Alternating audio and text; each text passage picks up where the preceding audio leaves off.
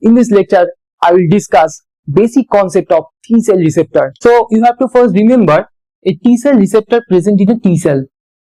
So this is a T cell and it expresses T cell receptor. In case of T cell receptor, there are two chains that represent T cell receptor, that is called alpha and beta chain. Majority of T cells composed of alpha beta T cell receptors. If this is alpha chain and this is beta chain. Majority of T cell receptor are composed of alpha beta chains. These are called alpha beta T cells. But there is a very rare population that is called gamma and delta T cells. Those T cells contain gamma and delta type of chain, but majority is alpha beta.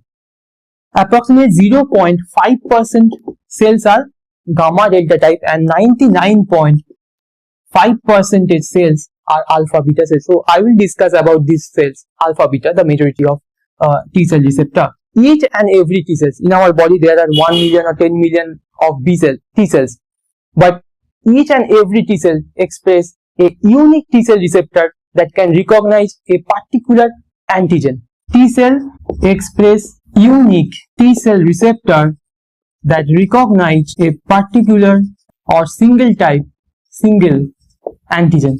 It cannot recognize 2 or 3 or more antigen. If these T cells express T cell receptor that can bind with this antigen, these T cells contain many this type of T cell receptor, but they cannot bind with this type of antigen. They cannot bind with different antigens. So each and every T cell express one type of T cell receptor that can recognize one antigen. The next is allelic exclusion.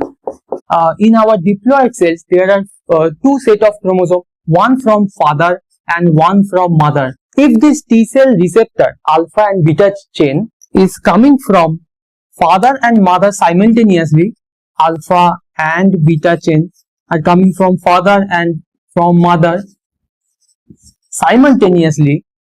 If this T cell receptor, if this is from father and if this T cell receptor from mother, then it can be a chance that this father antibody can recognize this type of antigen and the mother T cell receptor can recognize this type of antigen. But this is violating the second rule. The second rule was that one T cell can express a single type of T cell receptor that can recognize a single antigen. So this is violating. So for this reason, when a T cell starts to produce its T cell receptor for the first time, if it is coming from father, then it will inhibit the mother chromosome to produce the same alpha and beta chain or protein. So this is called allelic exclusion, excluding one chromosome or allele. If it is from mother, then it will exclude the father. The next is, in case of T cell receptor, the T cell receptor do not produce soluble. So there is no soluble T cell receptor. So there is no chance to become a T cell receptor soluble. No. Class switching, like is there any class switching in T cells? Like I have already mentioned, the T cell receptor composed of alpha, beta and gamma delta. Is there any chance that the T cell can change their T cell receptor into alpha, beta to gamma delta? No, there is no chance of class switching. Okay. Next is receptor editing. This is also no. There is no chance of T cells for their receptor editing because they go through a selection process in which if they recognize self antigen with high affinity, it will die. So there is no receptor editing. Is there any affinity maturation of T cell receptor? It means after secondary immune response or second time infection, is there any affinity maturation of T cell receptor so that it can recognize the antigen with high affinity? No, there is no chance. So these all four events do not happen in the T cells. But there are some important points on T cells. I want to mention T cell receptor. The thing is, antibody can bind with any type of antigen. There is a difference. B cell receptor can bind with soluble antigen. There is no need of MHC molecule. But so if I make a difference between T cell receptor and B cell receptor, there are many differences. Like B cell can recognize any macromolecule like protein or peptide, carbohydrate, lipid. So B cell receptor can recognize any macromolecule also in soluble condition, but T cell recognize only peptide antigen because T cell receptor is MHC restricted, and MHC molecule always present MHC molecule antigen like peptide to the T cell receptor. Okay, so this is MHC molecule. So T cell receptor cannot recognize other type of antigen because it requires the help of MHC, and MHC only bind with the peptide molecule. So only peptide antigen can be recognized. And the second difference is it cannot bind with the soluble antigen. Okay, and there is another important fact you have to remember.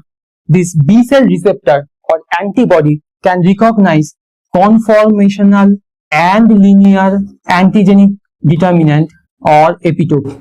This B cell receptor can recognize conformational linear antigenic determinant, but T cell receptor cannot recognize conformational antigenic determinant or epitope. Only it can recognize linear epitope.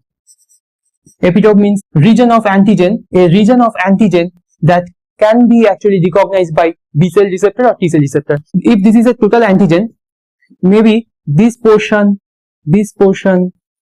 or this portion is the actual binding site of the antigen.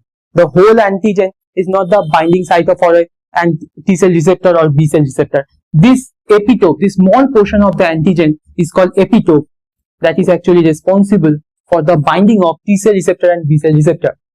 But conformational means when it is in a conformation like alpha, helix or beta sheet in condition, this is called conformational epitope. But in case of MHC do not represent or cannot represent conformational epitope. It only represents linear epitope. B cell receptor and T cell receptor, both these receptors can go through a process called somatic recombination or simply gene rearrangement, in which diverse set of B cell receptor and T cell receptor are made.